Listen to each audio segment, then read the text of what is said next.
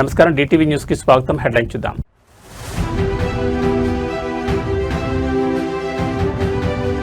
Russia వేదికగా AP పారిశ్రామిక ఘర్షణ, అల్యూమినియం దిగ్గజం రుసాల్ సంస్థతో కీలక భేటీ.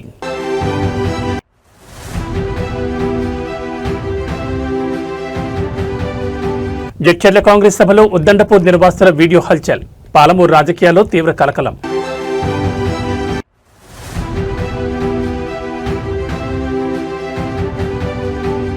డామన్లో నమో హాస్పిటల్ ప్రారంభం, రిబన్ కట్ చేసి జాతికి అంకితం చేసిన ప్రధాని నరేంద్ర మోడీ.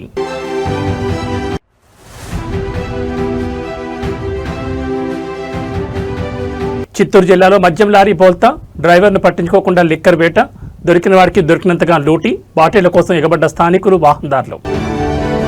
ఇక డీటెయిల్స్ చూస్తే ఆంధ్రప్రదేశ్ రాష్ట్ర పారిశ్రామిక రంగానికి అంతర్జాతీయ వేదికపై సరికొత్త మైలురాయి దక్కింది.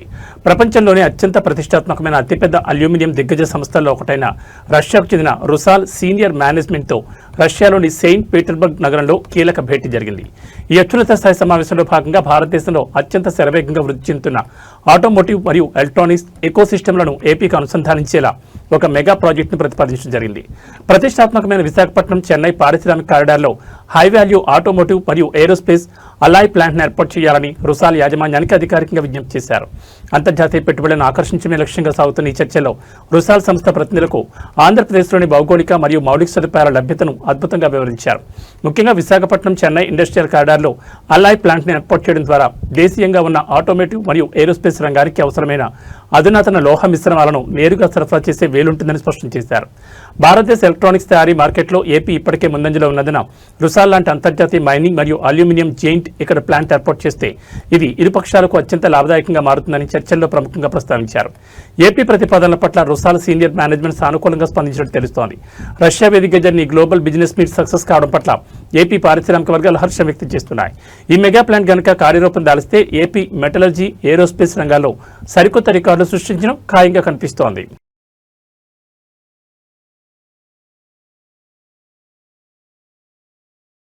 ఆంధ్రప్రదేశ్ రాజకీయాల్లో లిక్కర్ పాలసీ చుట్టూ సాగుతున్న వివాదం మరోసారి తీవ్ర రూపం దాల్చింది.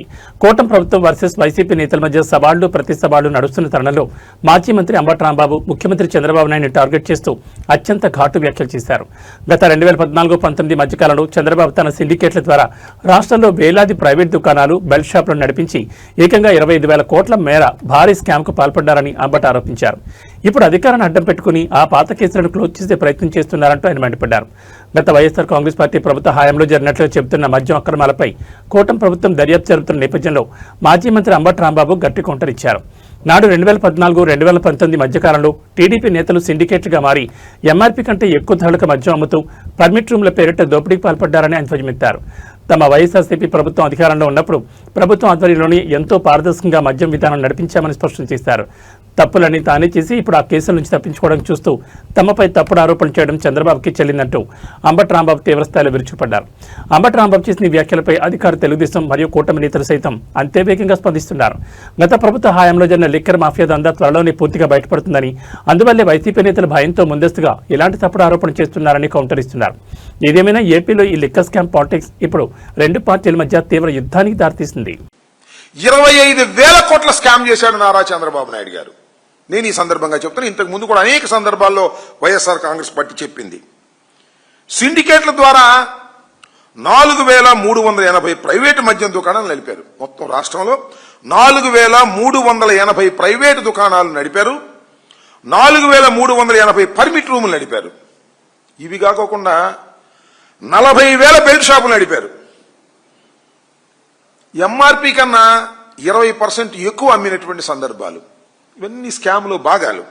ఈ విధంగా సుమారుగా 25,000 కోట్ల రూపాయలు ఆర్జించి స్కామ్ చేసినటువంటి ఘనత 2014-19లో చంద్రబాబు నాయుడు గారికి దక్కుతుంది. ఇవాళ మా మీద ఈ కార్యక్రమాలు చేస్తున్నాడు. మేము స్కామ్ లేకపోయినా స్కామ్ ఉందని చెప్పి సృష్టించి ఏదో ఇబ్బంది పెట్టాలి పొలిటికల్ గా అనేటువంటి ప్రయత్నం చేస్తున్నాడు. మీకు గుర్తు చేస్తా, కేబినెట్ ఆమోదం లేకోకుండా, ఫైనాన్స్ డిపార్ట్మెంట్ అంగీకారం లేకోకుండా ప్రివిలేజ్ ఫీజును రద్దు చేశారు. ఆ రోజుల్లో 2014-19లో ప్రివిలేజ్ ఫీజును రద్దు చేసి డిస్టిలరీలకు 5,200 కోట్ల రూపాయల లాభం కలిగే విధంగా చేశారు. రాష్ట్ర ప్రభుత్వ ఖజానాకి 5,200 కోట్ల రూపాయలు నష్టం జరిగే విధంగా చేశారు. కిక్ బ్యాక్స్ కొట్టేశాడు చంద్రబాబు నాయుడు గారు. వాళ్ళ అబ్బాయి కిక్ బ్యాక్ కొట్టేసి స్కామ్కు పాల్పడి ఇవాళ మమ్ములు అనేటువంటి పరిస్థితికి ఇవాళ దిగజారిపోయారు. దీని మీద వైఎస్ఆర్ కాంగ్రెస్ పార్టీ అధికారంలోకి వచ్చిన తర్వాత ఈ స్కామ్ మీద కేసు పెడితే ఈయన అధికారంలోకి వచ్చిన తర్వాత క్యాష్ మూసేసే కార్యక్రమం చేస్తున్నాడు భయపడి. విచారణ జరపచ్చు కదా, నిజంగా ఏమీ జరగకపోతే విచారణ జరపచ్చు, విచారణలో బయటికి రావచ్చు. కానీ ఉమ్మడి మహబూబ్ నగర్ జిల్లా జడ్చర్ల పొలిటికల్ వేదికగా సాగుతున్న సవాళ్లు ప్రతి సవాళ్ల మధ్య సభలో ప్రదర్శించిన ఒక వీడియో ఇప్పుడు ఇరు పార్టీల మధ్య తీవ్ర చర్చకు దారితీసింది. జడ్చర్ల బహిరంగ సభలో అధికార కాంగ్రెస్ శ్రేణులు విడుదల చేసిన ఒక ప్రత్యేక వీడియో సభకు వచ్చిన వేలాది మంది ప్రజలను ఆలోచించడమే కాకుండా తీవ్ర ఉద్వేగానికి గురిచేసింది. గత బీఆర్ఎస్ ప్రభుత్వ హయాంలో పాలమూరు రంగారెడ్డి ఎత్తిపోతల పథకంలో భాగమైన ఉద్దండపూర్ ప్రాజెక్టు కింద తమ సర్వస్వాన్ని కోల్పోయిన నిర్వాసితుల కన్నీటి గాథలను ఈ వీడియోలో పొందుపరిచారు. ఉద్దండపూర్ రిజర్వాయర్ నిర్మాణంలో వేలాది ఎకరాల భూములు, ఇళ్లు కోల్పోయిన స్థానిక రైతాంగం ఎదుర్కొన్న కష్టాలను ఈ వీడియోలో క్లియర్ కట్ గా చూపించారు. నాడు తమకు చట్టబద్ధంగా అందాల్సిన నష్టపరిహారం, పునరావాస ప్యాకేజీలను ఇవ్వకుండా గత గులాబీ ప్రభుత్వం పోలీస్ బలగాలను ప్రయోగించి తక్కువ ధరలకే భూములను ఎలా స్వాధీనం చేసుకుందో రైతులు కన్నీటితో వివరించిన తీరు సభలో అందరినీ కదిలించింది. తమ సొంత గడ్డపైని హక్కులు కోల్పోయి అటు పరిహారం అందక ఇటు ఉపాధి లేక ఏళ్ల తరబడి కోట్ల చుట్టూ ఆఫీసుల చుట్టూ తిరిగిన దౌర్భాగ్య పరిస్థితిని ఈ నిరసన వీడియోలో కళ్ళ కట్టినట్లు ప్రజల ముందు తెచ్చారు. జడ్చర్ల సభలో ఈ వీడియో ప్లే కావడంతో కాంగ్రెస్ శ్రేణులు బీఆర్ఎస్ టార్గెట్ గా పొలిటికల్ అటాక్ ముమ్మరం చేశాయి. పాలమూరు రైతుల పొట్టగొట్టి ప్రాజెక్టుల పేరిట దోపిడీ చేశారనడానికి ఉద్దండపూర్ రైతుల కన్నీళ్లే నిదర్శనమని విమర్శిస్తున్నాయి. అయితే ఈ ఆరోపణలను బీఆర్ఎస్ నేతలు తోసిపుచ్చుతున్నారు. ప్రాజెక్టుల కోసం చట్ట ప్రకారమే పరిహారం అందించామని, రాజకీయ పబ్లిసిటీ కోసమే ఇలాంటి వీడియోలతో తప్పుడు ప్రచారం చేస్తున్నారని కౌంటరిస్తున్నారు. ఏదేమైనా జడ్చర్ల సభలో హల్చల్ చేసిన ఈ ఉద్దండపూర్ వీడియో ఇప్పుడు పాలమూరు పాలిటిక్స్ లో హాట్ టాపిక్ గా మారింది. మాట్లాడే ముందు ఒక వీడియో సీఎం గారికి చూపించాలని చెప్పేసి ఒక వీడియో 2 నిమిషాల వీడియో తయారు చేసినాము, అదొక్కటి పెట్టాల్సిందిగా కోరుకుంటున్నాం. పాలమూరు రంగారెడ్డి ఎత్తిపోతల పథకంలో భాగంగా నిర్మిస్తున్న ఉదండపూర్ జలాశయ నిర్మాణ పనులకు తాత్కాలికంగా బ్రేక్ పడింది. 3 నెలల్లో ఇస్తామన్న పరిహారం 9 నెలలు గడిచినా ఇవ్వకపోగా అధికారులు చేపట్టిన సర్వే తప్పుల తడకగా మారడంతో నిర్వాసితులు ఆగ్రహం వ్యక్తం చేశారు. ఉదండపూర్ రిజర్వాయర్ పనులు అడ్డగింత, పరిహారం కోసం బల్లూరు గ్రామస్తులు ఆందోళన. భూములు సర్వే చేసి 3 ఏళ్లవుతున్నా నష్టపరిహారం, ఇండ్ల స్థలాలు చూపించడం లేదంటూ రాస్తారోకో చేశారు. సీఎంను కలిసేందుకు వచ్చిన నిర్వాసితుల్ని పోలీసులు అరెస్టు చేసి పంజాగుట్ట పోలీస్ స్టేషన్ కు తరలించారు. ఏ అధికారి ఎందుకు సమాధానం చెప్తలేరు? ఇవన్నీ నిలదీసి అడిగితే మీరు ఏం చేసుకుంటారో చేసుకోండి అనే. అప్పుడు ఇస్తాము ఇప్పుడు ఇస్తాము అని చెప్పి పొంగడమే ఉంది తప్ప కానీ మాకు న్యాయం అయితే జరగట్లేదు.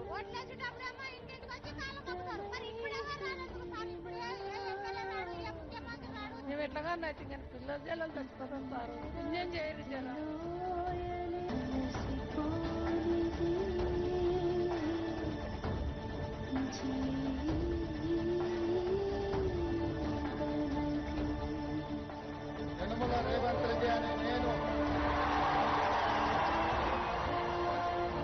ఉదండపూర్ కింద ఉన్న విలేజెస్ R&R ప్యాకేజ్ ఈ రోజు వరకు కంప్లీట్ కాలేదు. 2022లో అధ్యక్ష అవార్డ్ పాస్ అయినా కానీ కూడా వాళ్ళకి ఈ రోజుకి ప్లాట్ చేయలేదు, షిఫ్టింగ్ కాలేదు, ₹1 కూడా వాళ్ళకి చెందలేదు అధ్యక్ష. తప్పనిసరిగా ఈ శాసనసభ కాలంలో పాలమూరు రంగారెడ్డి పూర్తి చేసి 12 లక్షల ఎకరాలకి నీళ్లు ఇస్తామని చెప్పి నేను సభాముఖంగా మనం చేస్తున్నాను. పాలమూరు రంగారెడ్డి లిఫ్ట్ ఇరిగేషన్ సంబంధించి సంపూర్ణంగా ఈ 5 సంవత్సరాలు పూర్తి చేసి నీళ్లు అందిస్తున్నాయి. మా అందరి ముందు లక్ష్యం దాన్ని పూర్తి చేస్తాం. మా అనిరుద్ధ్ రెడ్డి అడిగితే ఈ రోజు అన్ని ప్రాజెక్టులకు సంబంధించి పాలమూరు రంగారెడ్డి ఎత్తిపోతల, Kalwakurthy project, Bhima project, Koilsagar project, Nettempadu project. Telangana రాజకీయం ఒక్కసారిగా ఉమ్మడి మహబూబ్ నగర్ జిల్లా వేదికగా వేడెక్కింది. ప్రత్యర్థి పార్టీ బీఆర్ఎస్ లక్ష్యంగా ముఖ్యమంత్రి రేవంత్ రెడ్డి చేసిన సంచలన వ్యాఖ్యలు ఇప్పుడు సోషల్ మీడియాలో పొలిటికల్ సర్కిల్స్ లో మారిమోగిపోతున్నాయి. తన సొంత గడ్డ అయిన పాలమూరు రీజియన్లో రాబోయే రోజుల్లో గులాబీ పార్టీకి స్థానం లేకుండా చేస్తానని ఆయన అత్యంత ఘాటుగా సవాల్ విసిరారు. పాలమూరులో ఒక బీఆర్ఎస్ ఎమ్మెల్యేను కూడా గెలవనివ్వను, జిల్లాలో ఆ పార్టీ జెండాది మరి కూలిపోవాలి అంటూ రేవంత్ రెడ్డి చేసిన ఓపెన్ స్టేట్మెంట్ ఇప్పుడు తెలంగాణ రాజకీయాల్లో పెను సంచలనంగా మారింది. ఉమ్మడి మహబూబ్నగర్ జిల్లా రాజకీయాలపై పట్టు సాధించేందుకు కాంగ్రెస్ బీఆర్ఎస్ పార్టీల మధ్య చాలా రోజులుగా పంతాలు పట్టింపులు నడుస్తున్నాయి. ఈ క్రమంలోని జిల్లాలో పర్యటించిన ముఖ్యమంత్రి రేవంత్ రెడ్డి గత ప్రభుత్వ వైఫల్యాన్ని ఎండగడుతూనే బీఆర్ఎస్ క్యాడర్ను తీవ్రస్థాయిలో హెచ్చరించారు. రాబోయే ఎన్నికల నాటికి పాలమూరు మట్టిలో గులాబీ జెండా కనిపించకుండా చేస్తామని, ఇక్కడ నియోజకవర్గాల్లో ఒక బీఆర్ఎస్ అభ్యర్థిని కూడా అసెంబ్లీ గేట్ తాకనివ్వనని ధీమా వ్యక్తం చేశారు. ఊరూరా ఉన్న బీఆర్ఎస్ జెండా దిమ్మలను కాంగ్రెస్ సునామీతో కూల్చేస్తామని రేవంత్ రెడ్డి పలికిన డైలాగ్ను కాంగ్రెస్ శ్రేణుల్లో సరికొత్త జోష్ నింపగా బీఆర్ఎస్ వర్గాల్లో తీవ్ర ఆగ్రహాన్ని రేకెత్తిస్తున్నాయి. సీఎం రేవంత్ రెడ్డి చేసిన ఈ వ్యాఖ్యలపై బీఆర్ఎస్ ముఖ్య నేతలు సైతం అంతేఘాటుగా స్పందిస్తున్నారు. పాలమూరు గడ్డ ఎప్పుడూ కేసీఆర్కి మరియు బీఆర్ఎస్ పార్టీకి అండగా నిలిచిందని రేవంత్ రెడ్డి పగటి కలల కన్నా మానుకోవాలని కౌంటర్ ఇస్తున్నారు. ఏదేమైనా రేవంత్ రెడ్డి వర్సెస్ బీఆర్ఎస్ నేతల సభలతో ఉమ్మడి మహబూబ్నగర్ జిల్లా పాలిటిక్స్ ఇప్పుడు పీక్స్ కు చేరాయి. ఈ వేలాది మంది సాక్షిగా పాలమూరు బిడ్డగా చంద్రశేఖరరావు రాసి పెట్టుకొని డైరీలా పాలమూరు జిల్లాలని జెండాల ఎగరనీయం, గద్దెలు దిగాలే, దిమ్మెలు గూలాలే, ఈ పాలమూరు గడ్డ మీద నీ గుర్తు అనేది ఇక మర్చిపో, నీ గుర్తు నీ ఎమ్మెల్యే అనేది గతమే, భవిష్యత్తులో ఒక్కరిని కూడా గెలవని అని. ఇవాళ ఈ బిడ్డలకు అన్ని కష్టాలు తీరవడానికి ఈ వేదిక మీద ఉన్న మేమందరం ఉన్నాం.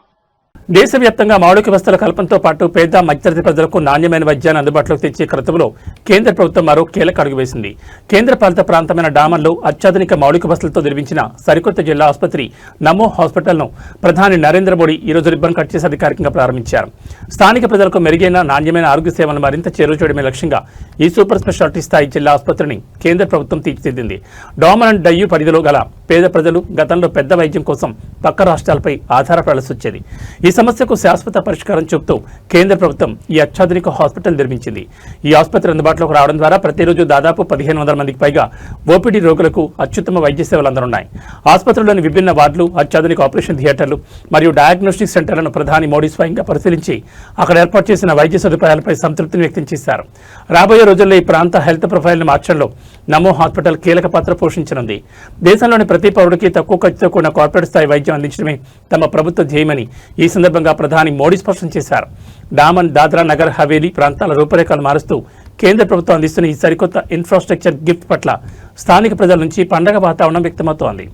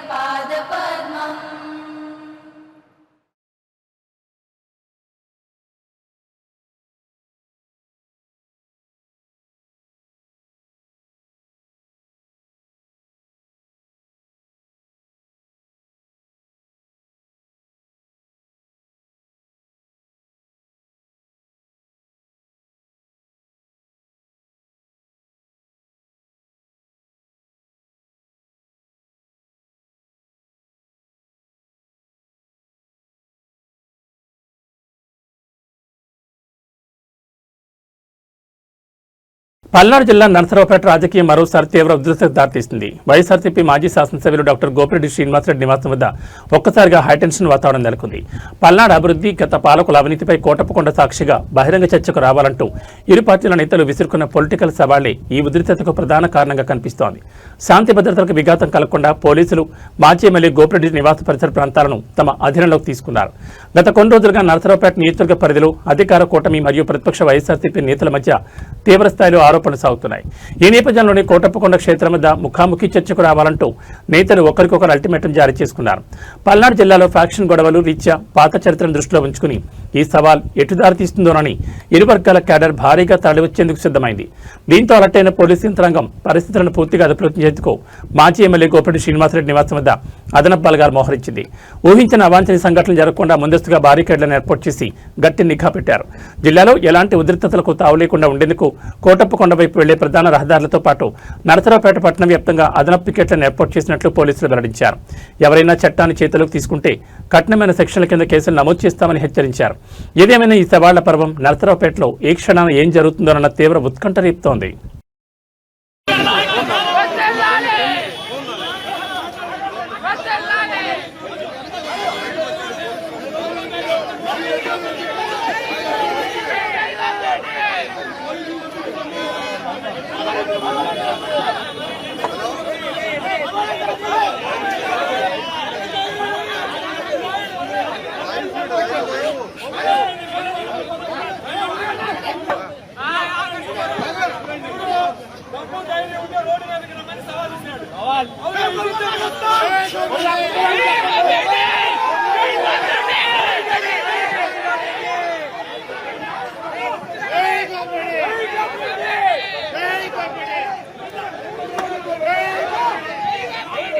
చిత్తూరు జిల్లాలో మందిబాబులకు ఊహించని రీతిలో అదృష్టం కలిసొచ్చింది. రోడ్డుపై వెళ్తున్న ఒక లారీ బోల్తా పడ్డమే ఆలస్యం. అక్కడ పారిన మద్యం ఏరులై పారింది. వివరాల్లోకి వెళ్తే చిత్తూరు జిల్లా బసిరెడ్డిపల్లి సమీపంలో మద్యం లోడుతో వేగంగా వెళ్తున్న ఒక లారీ అదుపు తప్పి రోడ్డు పక్కన బోల్తా పడింది. లారీ బోల్తా పడ్డంతో అందులోని వందలాది మద్యం సీసాలని ఒక్కసారిగా రోడ్డుపై చెల్లాచెదురుగా పడ్డాయి. ఇక అంతే, ఆ రూట్లో వెళ్తున్న వాహనదారులు, స్థానిక గ్రామస్తులు తమ పని పాటలు పక్కన పెట్టి మద్యం బాట్లను ఎత్తుకెళ్లడానికి పెద్ద ఎత్తున ఎగబడ్డారు. లారీ బోల్తా పడిన విషయాన్ని గమనించిన మందిబాబులు అక్కడ క్షణాల్లో క్యూ కట్టారు.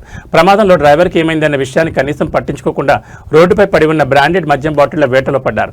దొరికిన కాడికి దొరికినంత అన్నట్లుగా కొందరు ఏకంగా బాక్సుల కొద్ది లిక్కర్ను బైకులపై వేసుకుని పారిపోగా మరికొందరు తమ లొంగీలు, టవళ్లను మూటలుగా మార్చి సీసాలు దోచుకెళ్లారు.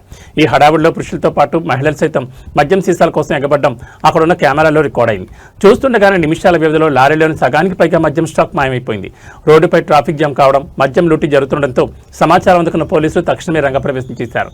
లాఠీలతో ఘటనా స్థలానికి చేరుకున్న పోలీసులు మద్యం బాటిళ్ల కోసం ఎగబడ్డ జనాన్ని చెల్లాచెదురుగా తరిమికొట్టారు. పోలీసులు వచ్చేసరికి అప్పటికే మెజార్టీ స్టాక్ మాయమవగా మిగిలిన కొన్ని సీసాలను అధికారులు భద్రపరిచి స్టేషన్కి తరలించారు. ఏదేమైనా చిత్తూరు జిల్లాలో జరిగిన ఈ వింత మద్యం దోపిడీ వీడియోలు ప్రస్తుతం సోషల్ మీడియాలో తెగ ట్రెండ్ అవుతున్నాయి.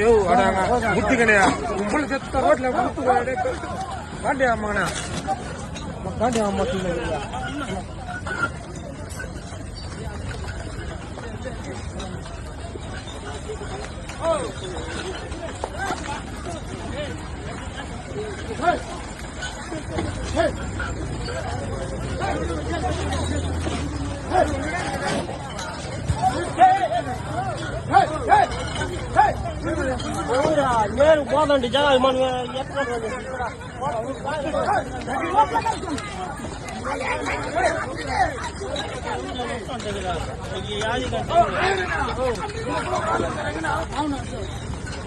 பண்ண முடியும்ண்ணா ஒத்தனா இவ்வளோ நான் வர்றேன் 6 மணி நேரம் கண்ட்ரோல் பண்ணனா நான் என்ன பண்றது சொல்லு யாரும் அவன் வரலையே அவனை கம்ப்ளைண்ட் பண்ண வரமாட்டானுங்க நான் தேவையில்லாமா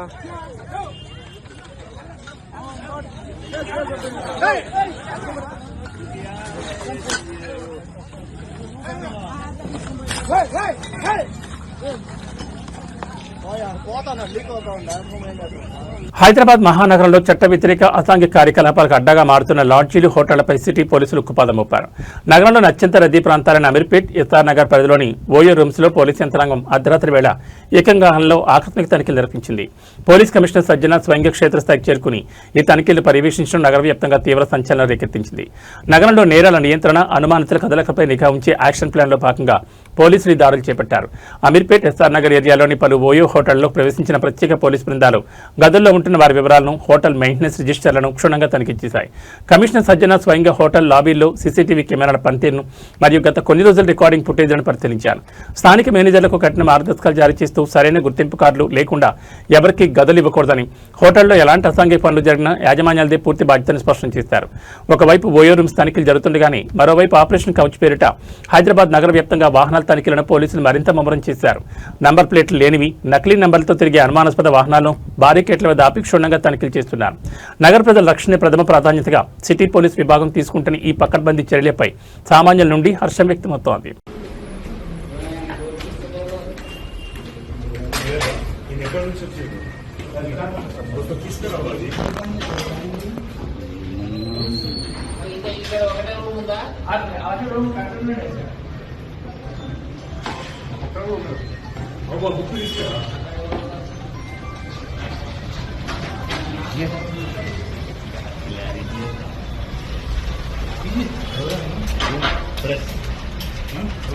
मालूम है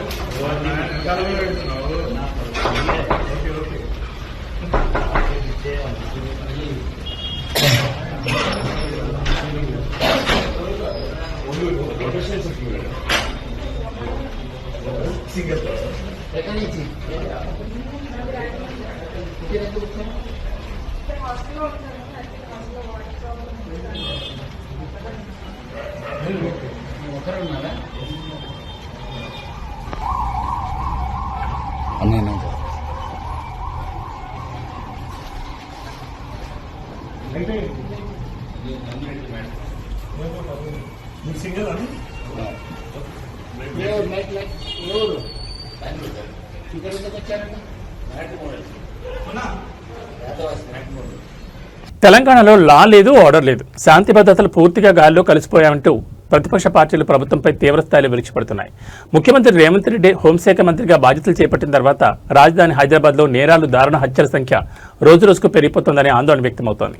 ఇటీవల సికింద్రాబాద్ కంటోన్మెంట్ నియోజకవర్గం సంజీవి నగర్లో గంజాయి ముఠా చేతిలో దారుణంగా హత్యకు గురైన యువకుడు శ్రవణ్ కుటుంబాన్ని బీఆర్ఎస్ నేత డాక్టర్ మన్నీర్ కృష్ణాంక్ పరామర్శించారు.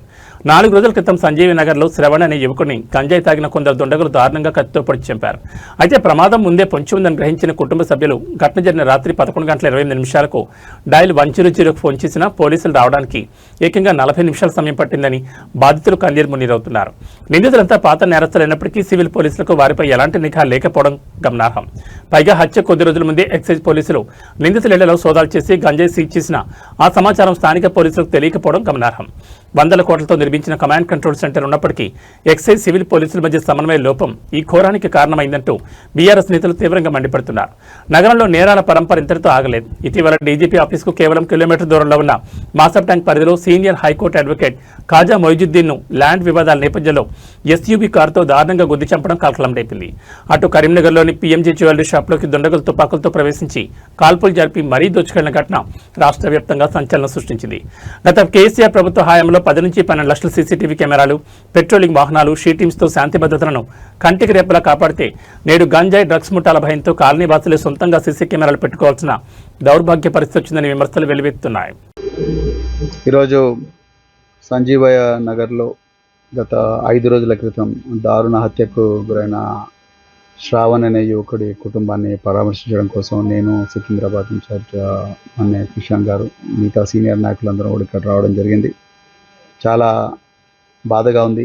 మరి హైదరాబాద్ నగరం నడిబొడ్డున ఇంత ఘోరమైన దుర్మార్గం జరగడం, అది రాత్రి 11:30 వీళ్ళు మృతుడు ఎవరైతే ఉన్నారో మృతుడు ఇంటి ఎదురుగానే ఉండే వ్యక్తి, అదేవిధంగా నేర చరిత్ర ఉన్న వ్యక్తి. అందుకొరకు నేను ఈ మాట చెప్తున్నాను. అదేవిధంగా ఆ మృతుడి ఎవరైతే దోస్తులు ఉన్నారో వాళ్ళు కూడా నేర చరిత్ర ఉన్న వ్యక్తులే. ఒకతను దాదాపుగా 3-4 కేసుల్లో జైలుకు పోయించిన వ్యక్తి. ప్రధాన నిందితుడు ఎవరైతే ఉన్నారో నిఖిల్ అనే వ్యక్తి, అతను కూడా అటెంప్ట్ టు మర్డర్ కేసులో జైలుకు పోయించిన వ్యక్తి. లేకపోతే గంజాయి తాగే వాళ్ళను పట్టుకొని వాళ్ళకు కౌన్సిలింగ్ ఇచ్చిన విషయము స్థానిక మారేడుపల్లి పోలీసులకు తెలియదు. చూడండి విచిత్రం. అంటే రాష్ట్రంలో ఉండే 2 ఎన్ఫోర్స్మెంట్ డిపార్ట్మెంట్స్ ఏవైతే ఉన్నాయో, ఎక్సైజ్ పోలీసు మరియు law and order police, civil police, ఈ రెండింటి మధ్యలో కూడా స్పష్టంగా కోఆర్డినేషన్ లేదు.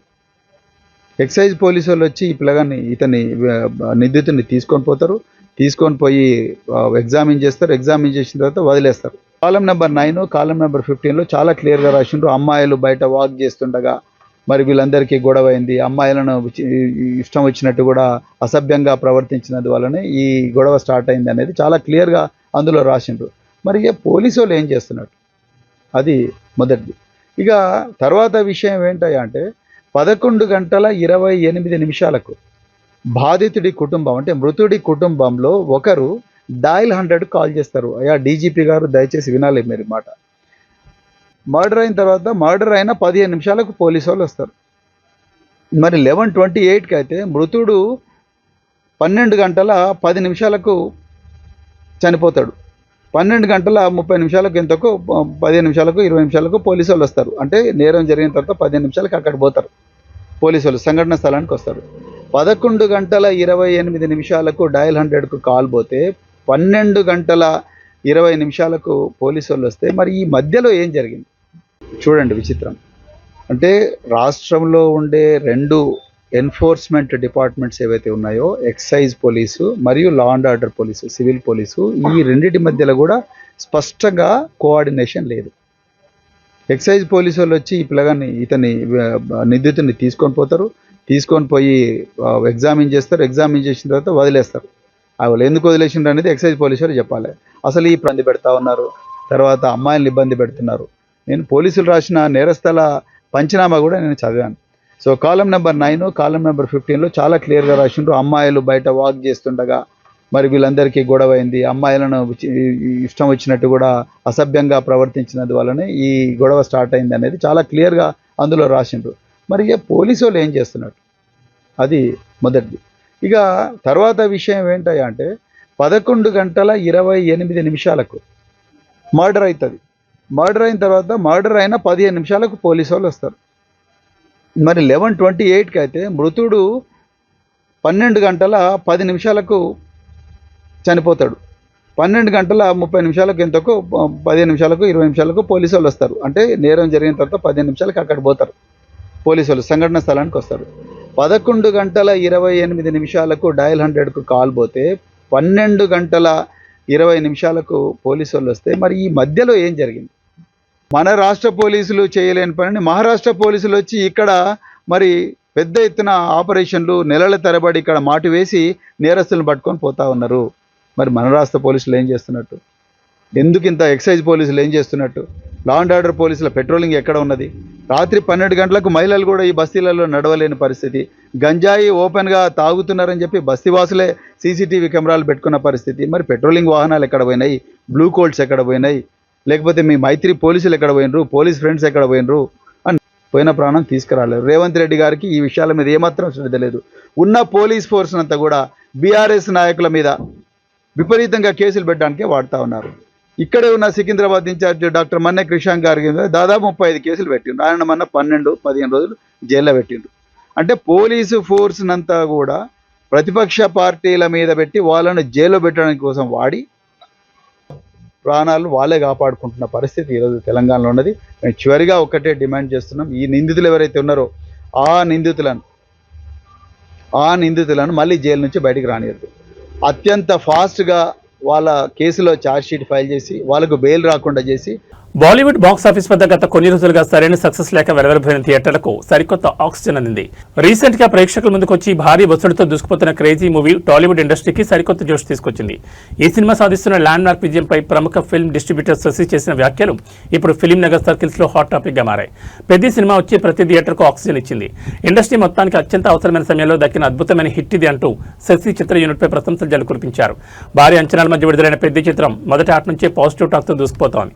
ముఖ్యంగా కమర్షియల్ ఎలిమెంట్స్, అదిరిపోయే స్క్రీన్ ప్లేతో ప్రేక్షకులను థియేటర్లకు కట్టిపడేస్తోంది. ఈ విజయంపై డిస్ట్రిబ్యూటర్ శశి మాట్లాడుతుండగా సినిమా ఇండస్ట్రీ కాస్త డల్లగా ఉన్న తరుణంలో ఈ మూవీ పక్కా టైమింగ్లో వచ్చి మళ్లీ పూర్వ వైభవం తెచ్చిందని ఆనందం వ్యక్తం చేశారు. ప్రతి థియేటర్ వద్ద హౌస్ఫుల్ బోర్డులు దర్శనం ఇవ్వడం ఎగ్జిబిటర్లకు పెద్ద రిలీఫ్ ఇచ్చిందని, ఈ తరహా సాలిడ్ కమర్షియల్ సక్సెస్ కోసమే టాలీవుడ్ ఎంతో కాలంగా ఎదురుచూస్తుందని ఆయన స్పష్టం చేశారు. పెద్ద నగరాల నుంచే కాకుండా బీసీ సెంట్రల్ నుంచి కూడా రికార్డు స్థాయి వసూలు రావడం ఈ సినిమా స్టామినా నిరూపిస్తోంది. ట్రేడ్ వర్గాల సమాచారం ప్రకారం ఈ వీకెండ్లో కూడా పెద్ద సినిమాకు అద్భుతమైన బుకింగ్స్ నమోదవుతున్నాయి. డిస్ట్రిబ్యూటర్ శశి చెప్పినట్లుగానే ఇండస్ట్రీ మొత్తం ఊపిరి పీల్చుకునేలా చేసిన ఈ బ్లాక్ బస్టర్ హిట్ రాబోయే రోజుల్లో ఇంకొన్ని సరికొత్త రికార్డులను క్రియేట్ చేయబోతుందో చూడాలి.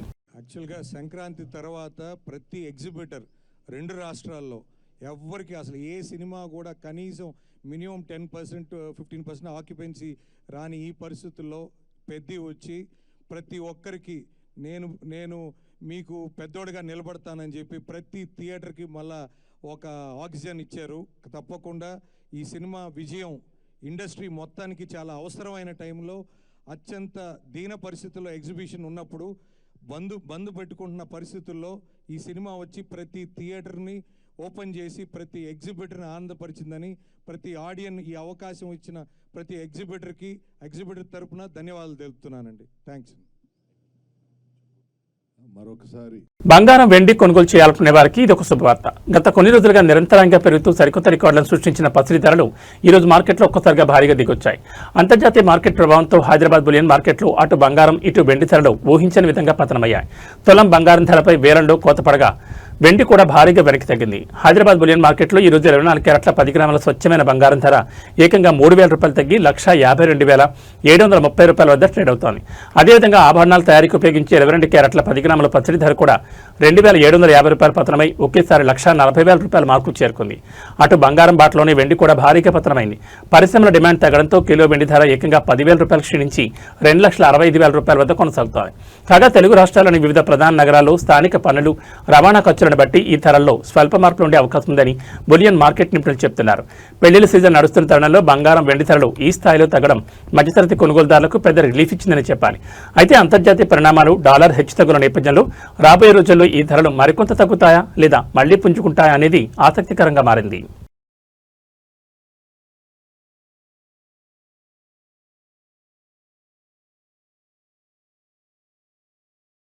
ఇక వాతావరణ విషయానికి వస్తే ఎండ తీవ్రతతో అల్లాడుతున్న తెలుగు రాష్ట్రాల ప్రజలకు వాతావరణ శాఖ చల్లని కబురు చెప్పింది. ఎంతో కాలంగా ఎదురుచూస్తున్న నైరుతి రుతుపవనాలు దేశంలో చురుగ్గా కదులుతున్నాయి.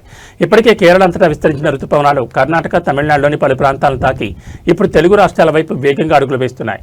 వీటి ప్రభావంతో ఆంధ్రప్రదేశ్, తెలంగాణ రాష్ట్రాల్లో త్వరలోనే భారీ నుంచి అతి భారీ వర్షాలు కురిసే అవకాశం ఉందని భారత వాతావరణ శాఖ హెచ్చరించింది. ప్రస్తుత సీజన్ నైరుతి రుతుపవనాలకు కేరళలో అద్భుతమైన ప్రారంభం లభించింది. కేరళను పూర్తిగా కమ్మేసిన వరుణుడు అటు గోవా, మహారాష్ట్రలతో పాటు ఇటు ఏపీ, తెలంగాణలకు విస్తరించేందుకు అనుకూలమైన పరిస్థితులు ఏర్పడ్డాయి. ఈ రుతుపవనాల రాకతో తెలుగు రాష్ట్రాల్లో గంటకి 50 నుంచి 60 కిలోమీటర్ల వేగంతో బలమైన ఈదురుగాలులు వీస్తాయని, ఉరుములు మెరుపులతో కూడిన భారీ వర్షాలు పడతాయని ఐఎండీ స్పష్టం చేసింది. ముఖ్యంగా ఆంధ్రప్రదేశ్లోని సుదీర్ఘ తీర ప్రాంతాలపై దీని ప్రభావం అత్యధికంగా ఉండబోతోంది. సముద్రం అలజడిగా మారే అవకాశం ఉన్నందున మత్స్యకారులు వేటకు వెళ్లొద్దని అధికారులు ముందస్తు హెచ్చరికలు జారీ చేశారు. రుతుపవనాల విస్తరణ వారితో అటు అన్నదాతలు ఖరీఫ్ సాగు పనులకు సిద్ధమవుతుండగా ఇటు సామాన్య ప్రజలకు తీవ్రమైన ఉక్కపోత నుంచి ఉపశమనం లభించనుంది. అయితే ఈదురుగాలుల తీవ్రత దృష్ట్యా ప్రజలు అప్రమత్తంగా ఉండాలని అధికారులు సూచిస్తున్నారు.